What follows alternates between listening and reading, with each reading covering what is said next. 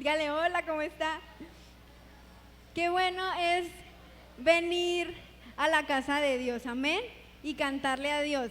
Duré, los primeros 15 días de enero sin pasé este domingo y hoy, y siempre es bueno volver a servir al Señor. Así que si usted no lo ha empezado a hacer, lo animo para que esa sea una meta para este año, amén. Vamos a orar, hermanos. Señor Jesús, en esta noche te damos gracias por darnos la oportunidad de estar aquí. Hoy te pedimos, Señor, que tu palabra sea tocando lo más profundo de nuestro corazón, que sea penetrando en nuestra alma, en nuestro espíritu, Señor, y que seas tú hoy hablándonos, papito Dios. Gracias porque nuestros oídos están dispuestos a escuchar lo que tú nos quieres enseñar. En el nombre de Jesús, amén y amén. ¿Cuántos de ustedes, hermanos y hermanas, han escuchado ese dicho que dice que la esperanza es lo último que se pierde? O que mientras haya vida, ¿hay qué? Hay esperanza. Lo hemos escuchado, ¿cierto? Y hoy en día pues vivimos en un mundo que está súper lleno de caos, ¿cierto? Muchas malas noticias. Personalmente no acostumbro a mirar televisión hace mucho tiempo, incluso bloqueé algunas páginas amarillistas que solo dan noticias feas porque no me gusta, pero resulta que hace este mes mi abuela paterna nos visitó y entonces ella en su rutina matutina de abuelita pues se sienta a ver las noticias y a veces yo estaba por ahí y pues me ponía a ver las noticias con ella y es impresionante ver como de 10 noticias que muestran, una es buena y eso, ¿cierto? Y es impresionante ver cómo el mundo está tan dañado, cómo nos estamos dañando unos a otros y cómo todas las situaciones que nos acontecen a nuestro alrededor están acabando nuestro bienestar emocional, incluso espiritual. Entonces, las malas noticias, los malos ratos, las malas rachas no nos gustan a nadie, ¿o sí? A mí no me gustan, la verdad, para nada. Eso trae un montón de emociones ahí todas turbias y displacenteras que no queremos sentir, pero a veces son necesarios, ¿cierto? Y yo creo que si pudiéramos elegir entre una vida tranquis y una vida así terrible, elegiríamos una vida tranqui, ¿cierto?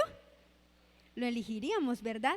Entonces, vivir en un mundo, en una vida completamente en paz y sin problemas es como el mundo ideal, pero eso no pasa así. Por eso es que es tan importante que hablemos acerca de la esperanza. Dígale al hermano que está a su lado, esperanza, esperancita. ¿Listo? Zacarías 9:12, vamos a buscar Zacarías 9:12, rápidamente.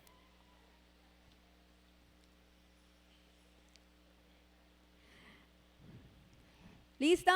Zacarías 9:12 dice: volveos a la fortaleza, prisioneros de la esperanza.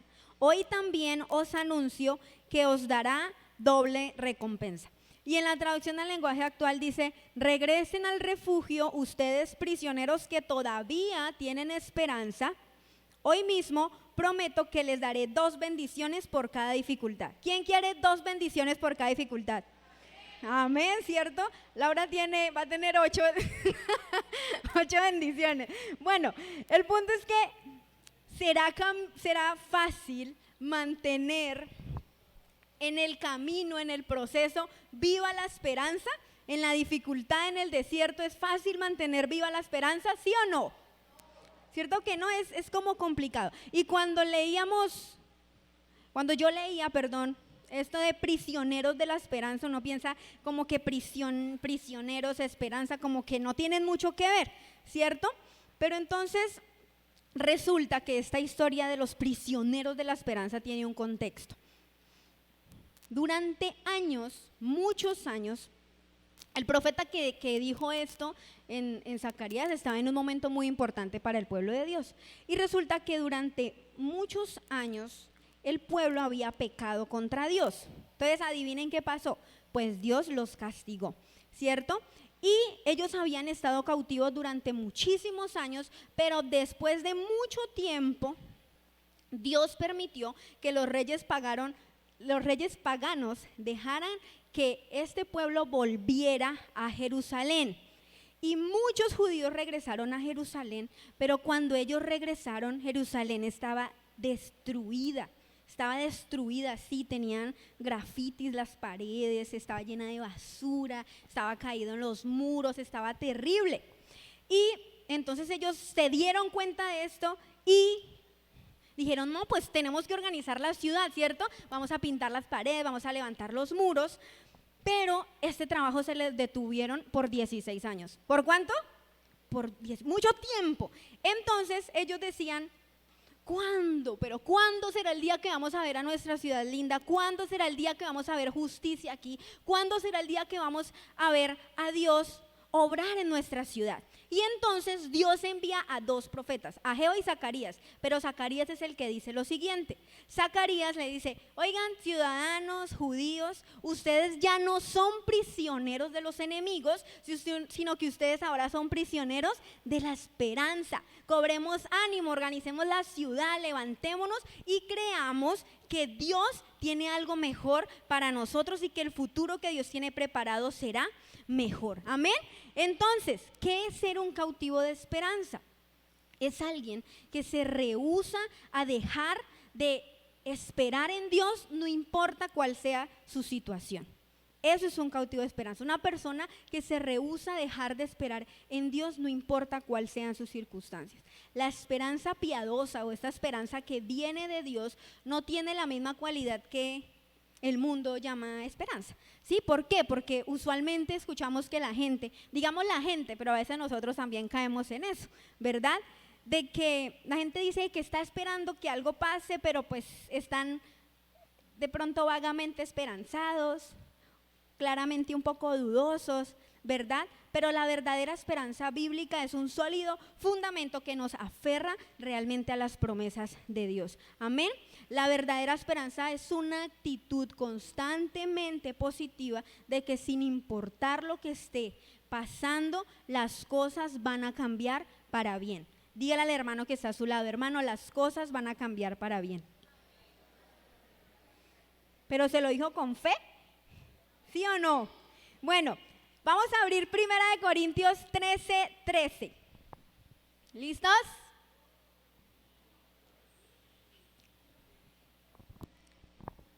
Primera de Corintios 13:13.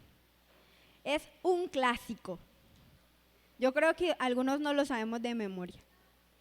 Dice en la Nueva Traducción Viviente: 3 cosas durarán para siempre: la fe, la esperanza y el amor, y la mayor de las 3 es el amor.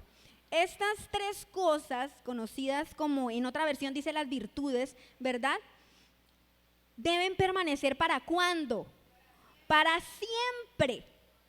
Y claramente cuando algo quiere permanecer para siempre y debe permanecer para siempre, el enemigo va a querer atacarlo, porque todo lo que es importante para el Dios, el enemigo va a querer hacer algo con eso. Y usualmente cuando nos encontramos frente a alguna circunstancia o frente a alguna situación, lo primero que se ataca es la percepción que tenemos del amor de Dios por nosotros, es la visión que tenemos acerca de cómo es que Dios nos ama. Entonces empezamos, Dios, pero ¿por qué? Dios, pero ¿cómo así? ¿Pero por qué, Señor Jesús? Si tú me amaras, no permitiría que esto pasara, ¿cierto? O, Dios, ¿qué hice para merecer esto? Yo me imagino allá Dios en el cielo. Usted sabe que se ha hecho unas cositas por ahí. Mentira. Pero entonces resulta que empezamos con esto, ¿no? Y así empezamos con este ataque al amor de Dios. Y resulta que cuando se ataca la percepción que tenemos al amor de Dios, nuestra fe se quebranta, se debilita, y nuestra esperanza, ¿qué pasa? Muere. No hay nada que hacer, no hay nada a que aferrarse. Y entonces yo les quiero contar algo.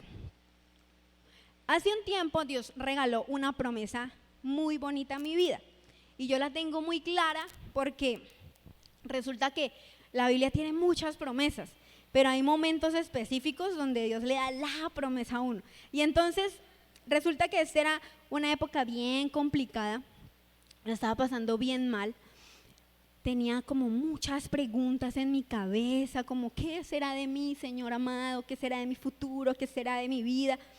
Y en medio de toda esta situación tan difícil, Dios me fue llamando poco a poco a acercarme más a Él. Y un día de esos que llegó súper cargada a mi casa. ¿Quién ha llegado cargado a la casa alguna vez? Como con ganas solo de llorar, ¿cierto? Como de encerrarse y llorar. Y resulta que llego a mi casa súper cargada y me meto en mi pieza y cojo la Biblia y les hago una confesión. Normalmente no leo mucho el Antiguo Testamento, leo más el Nuevo. Y ese día no sé cómo, eso era que Dios tenía un plan, empecé a leer Jeremías. Y Dios me llevó a Jeremías 29:11.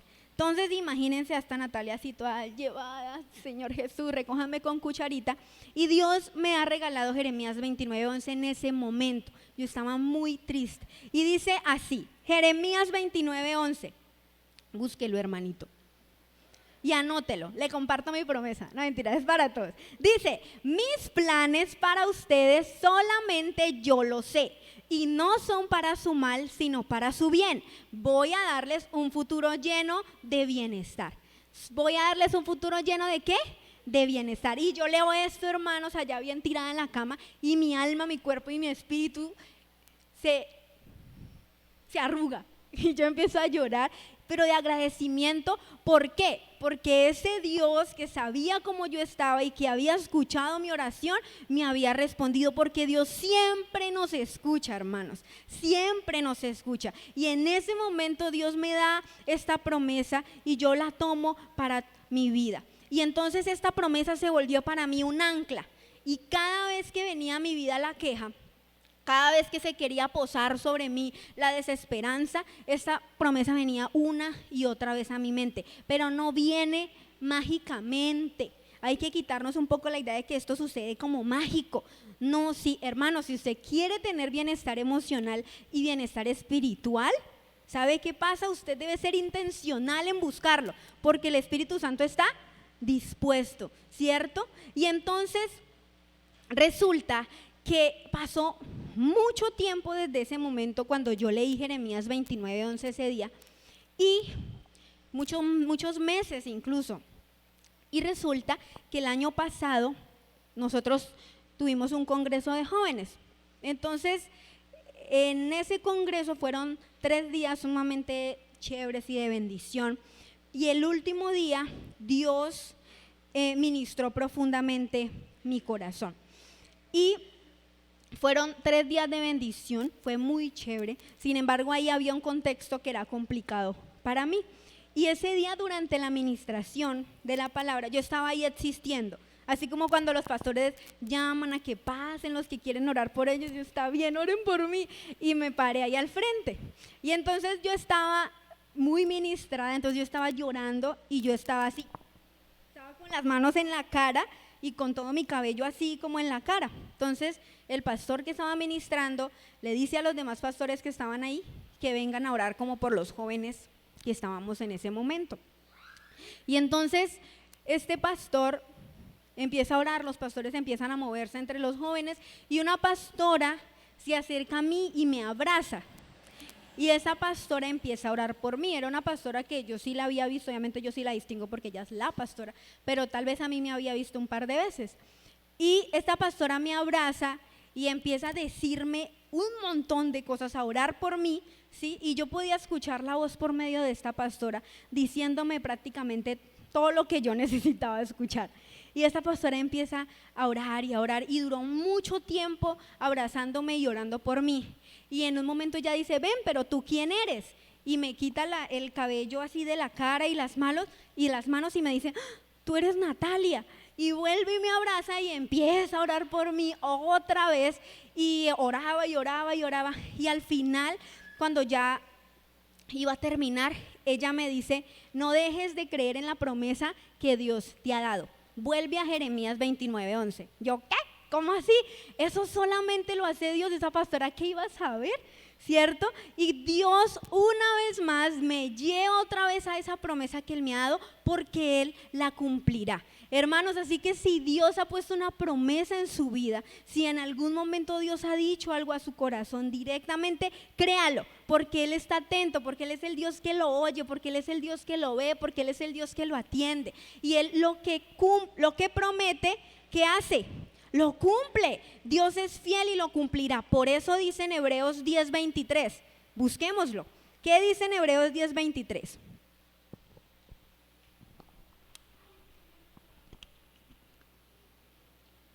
Dice, mantengamos firme la esperanza que profesamos, porque fiel es el que hizo la promesa. Amén. ¿Quién cree que fiel es el que hizo la promesa? Amén. Dios es fiel. Y este versículo de esta promesa de Jeremías también tiene un contexto donde Dios por medio de Jeremías le dice al pueblo lo siguiente: ustedes van a estar 70 años, solo 70, desterrados en Babilonia, bajo un imperio enemigo, pero ahí es donde viene la promesa: tengan esperanza, porque yo tengo pensamientos de bien y no de mal, y voy a darles un futuro lleno de bienestar. Hermanos, nosotros necesitamos de esas anclas que nos mantengan arraigados y firmes en una esperanza segura. ¿Cuál es la finalidad de un ancla?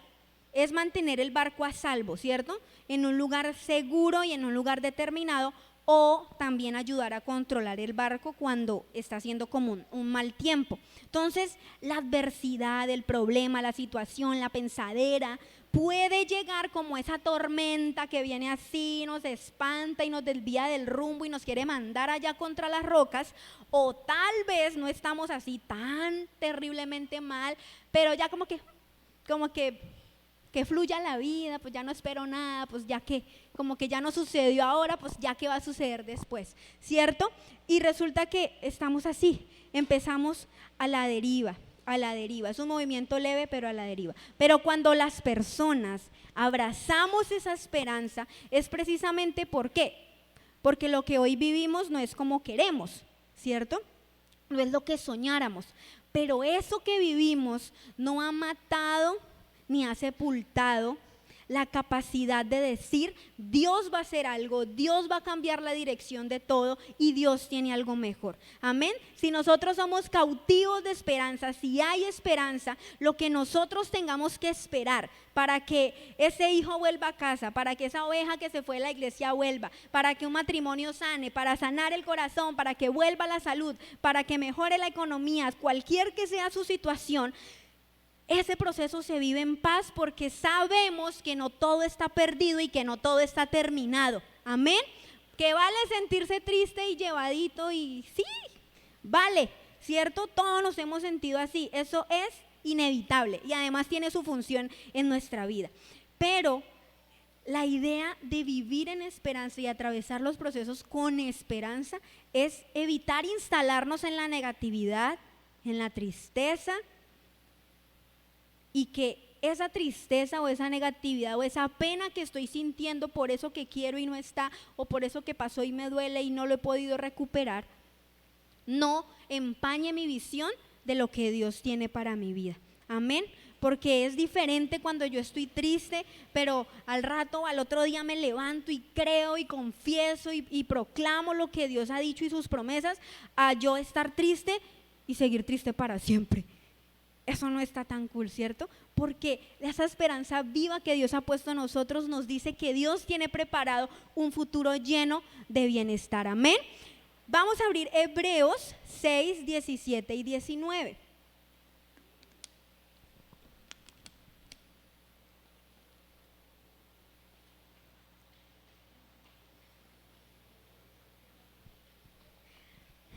¿Listo? Dice: por eso, cuando Dios quiso asegurar que cumpliría su promesa, juró que daría lo prometido sin cambiar nada. A mí esto me encanta, porque Dios ya lo había prometido, pero ¿saben qué hizo además? Lo juró. O sea, doble seguridad nos da Dios de que Él va a cumplir lo que Él promete. Sigamos en el 18. Dice: ahora bien, como Dios no miente, su promesa y su juramento no pueden cambiar. Esto nos consuela porque nosotros queremos que Dios nos proteja y confiamos en que Él nos dará lo prometido. Esta confianza nos da plena seguridad. Es como el ancla de un barco que lo mantiene firme y quieto en el mismo lugar. Y esta confianza nos las da Jesucristo, que traspasó la cortina del templo de Dios en el cielo y entró al lugar más sagrado.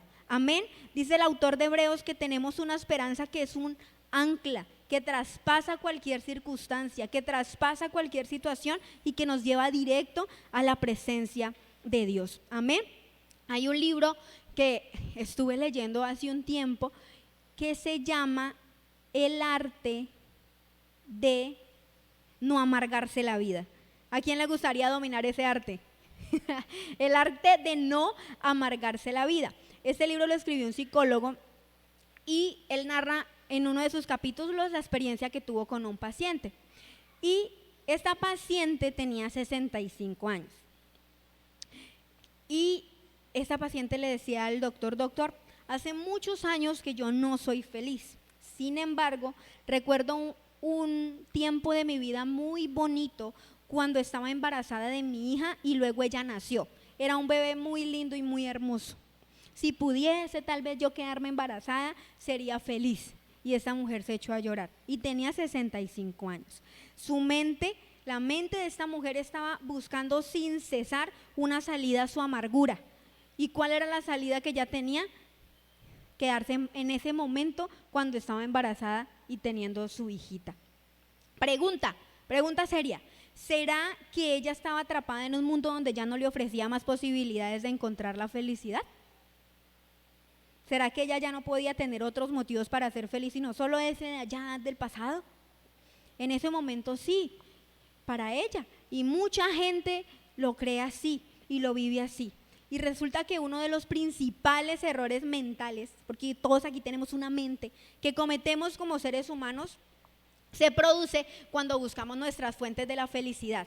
Porque resulta que hay ocasiones en que no estamos bien y nos preguntamos: venga, ¿qué es lo que yo necesito para ser feliz?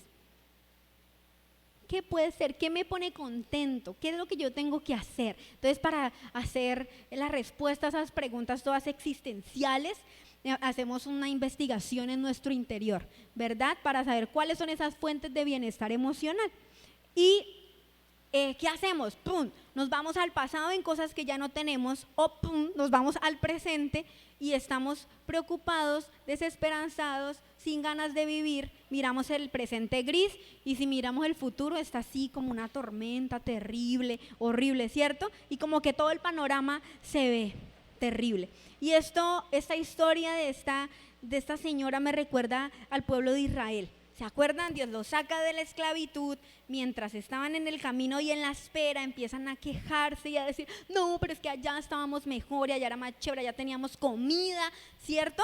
Eso les pasaba al pueblo de Israel. Y en la espera perdieron la esperanza y querían volver atrás porque creían que allá estaba mejor y porque lo que estaban viviendo no era lo que querían, y tampoco tenían esperanza porque no veían un futuro mejor.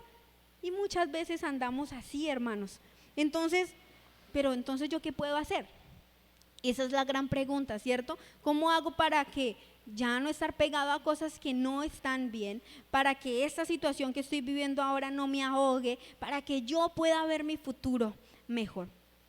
Hermanos, entrenando nuestra mente. Nuestra mente es como un músculo. Y dependiendo de cómo usted lo trabaje y dependiendo los pensamientos que usted deje que se aniden ahí, así mismo va a vivir. Y resulta que Sean López, en su libro Making Hope Happen, explica que hizo una investigación y dice, hizo una investigación con millones de personas. Y resulta que en esta investigación descubrieron lo siguiente. Preste atención. Dice así: la forma en la que nosotros pensamos acerca del futuro determina cómo de bien nosotros vivimos nuestra vida. Cuando tenemos esperanzas claras para el futuro, vivimos bien. Cuando no es así, podemos llegar a sentir que no vale la pena vivir. Entonces, hermanos, es importante reconectar con un futuro significativo. Y mucho mejor si estamos aferrados ¿a qué? A Jesucristo y a las promesas que Él nos ha dejado. Entonces, hermanos, usted y yo debemos entrenar nuestra mente. Dios nos ha dado esta máquina maravillosa donde usted puede armarse de valor, creer en el Señor, creer que lo mejor está por venir. Y si usted no trabaja su mente y si usted la deja ahí a la deriva y no la pone en manos del Señor y tampoco como ni en sus manos, ¿sabe quién se la va a manejar? El diablo. De verdad, así funciona también. Entonces, hermano, nosotros debemos leer la palabra del Señor. No hay fórmula mágica. No hay fórmula mágica, no existe. Si tú quieres bienestar emocional, si tú quieres bienestar espiritual, debes ser intencional en buscarlo. Y cuando tú lees la palabra del Señor, tú te das cuenta de lo maravilloso que es las promesas del Señor. Que esa palabra de Dios es como una espada, como un escudo. Así que debemos levantarla, tomarla, creerla, profesarla, para saber que esa situación que está aconteciendo el día de hoy va a cambiar. Pero es por medio de la palabra del Señor. Amén. Debemos ponerlas como un estandarte para nuestra vida, hacerle entender a nuestra mente que la realidad que tenemos ahora no se compara con lo que Dios dice. Yo sé, hermanos, lo que es tener una mente inquieta, una mente con miedo, una mente triste, una mente llevada. Yo sé, pero también yo sé que es tener una mente llena de la paz de Dios, llena del gozo de Dios, llena de esperanza, creyendo en lo que Dios ha dicho en su palabra. Y si usted, hermano, hoy quiere decirle al Señor, Señor, sana mi mente. Muchas veces yo he tenido que así cogerme la cabeza, Señor, sana mi mente, por favor.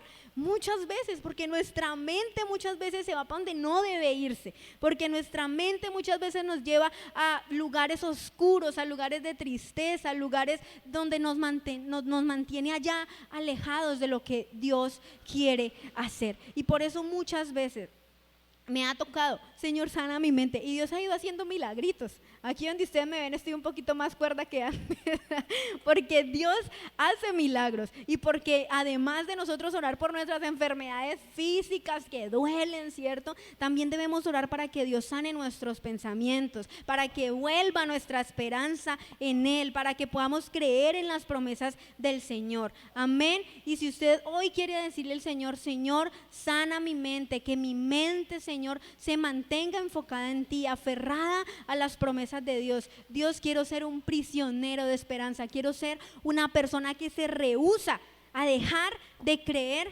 en ti, porque tú cumples lo que prometes. Amén. Y hoy recordamos que nuestra esperanza está en Jesús, hermanos. Y como dice en Romanos 8:17, alguna vez muy triste yo llegué a este capítulo y dije, no, pues sí, es verdad. Dice, estoy seguro de que los sufrimientos por los que ahora pasamos no son nada si los comparamos con la gloriosa vida que Dios nos dará junto a Él. Amén. Junto a Él, allá en el cielo, que eso es lo más importante. ¿Qué es lo que vale más? La eternidad. Amén. Pero Él también nos quiere dar un futuro lleno de bienestar aquí en la tierra, y por eso nos levantamos y creemos en las promesas del Señor, sabiendo que ese hijo rebelde va a volver a los caminos del Señor. Amén. Que esa enfermedad se va a sanar. Amén. Que me voy a recuperar de esa racha económica mala. Amén. Amén. Que voy a sanar mi corazón. Amén. Que mi matrimonio se va a recuperar. Amén.